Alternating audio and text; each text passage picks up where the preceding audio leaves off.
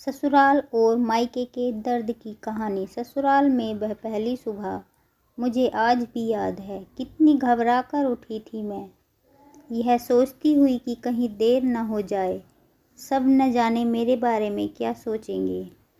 केवल एक ही रात तो नए घर में कटी थी और इतना सब कुछ बदल गया, जैसे आसमान में उड़ती चिड़िया को किसी ने मोती के लालच देकर पिंजरे में कैद कर लिया हो। शुरू के कुछ दिन तो यूं ही गुजर गए। एक दिन हम बाहर घूमने गए। जब हम घर वापस आए तो सासू माँ की आंखों में खुशी तो दिख रही थी, लेकिन केवल अपने बेटे के लिए ही।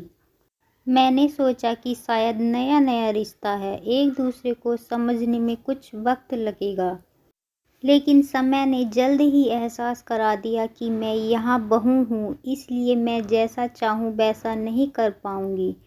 कुछ कायदा और मर्यादा है जिसका मुझे पालन करना होगा, जैसे कि धीरे धीरे बात करना, धीरे से हंसना, सब के खाने के बाद खाना खाना। यह सब आदतें मुझे अपने आप आ गईं।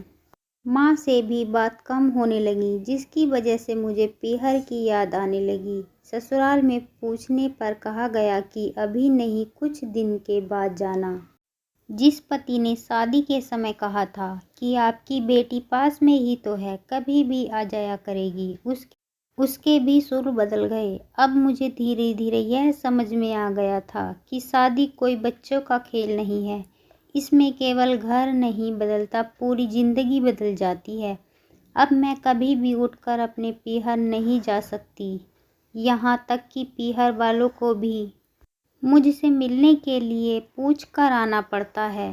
पीहर में जोर जोर का हंसना, कभी भी कहीं भी चले जाना, रसोई में से कुछ भी उठाकर खा लेना, अपनी मर्जी का करना, यह सब यादें बनकर रह गईं। अब मुझे एहसास होने लगा था कि क्यों विदाई के वक्त सभी लोग मुझे गले लगाकर रो रहे थे। असल में मुझसे दूर होने का एहसास उन्हें हो रहा था, लेकिन एक बात और थी जो उन्हें अंदर ही अंदर परेशान कर रही थी कि अब जिस सच्चाई से मुझे इतने दिन दूर रखा गया, वह सच्चाई अब मेरे सामने आने वाली थी।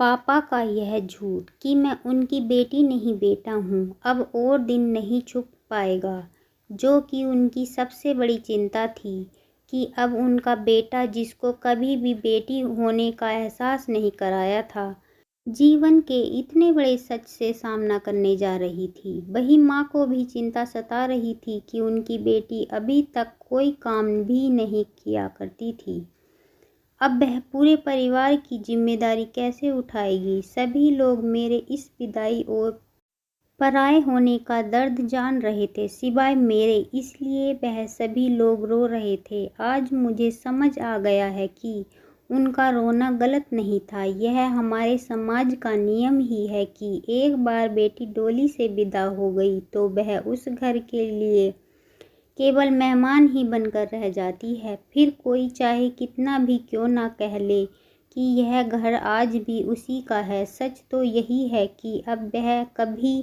भी यूं ही अपने पीहर नहीं जा सकती, चाहे कितनी भी समस्या और परेशानी क्यों ना आ जाए। मुझे ही हल करना है, हंसते हुए या गम छुपाते हुए। दोस्तों, आपको मेरी ये कहानी कैसी लगी प्लीज़ कमेंट करके ज़रूर बताएं और मेरे इस चैनल को सब्सक्राइब ज़रूर करें। Thank you so much.